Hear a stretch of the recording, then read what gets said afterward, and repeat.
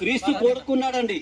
కాబట్టి ఇలాంటి మంచి మాటలు మీరందరూ కూడా గ్రహించి మరి ఆ పరలోకానికి మన ఆత్మ మరణించగానే వెళ్ళాలి అంటే నిజంగా క్రీస్తు మాత్రమే మార్గం అండి. ఆ పరలోకానికి వెళ్ళాలంటే నేనే మార్గమును సత్యమును జీవనం అన్నాడు ఆయన.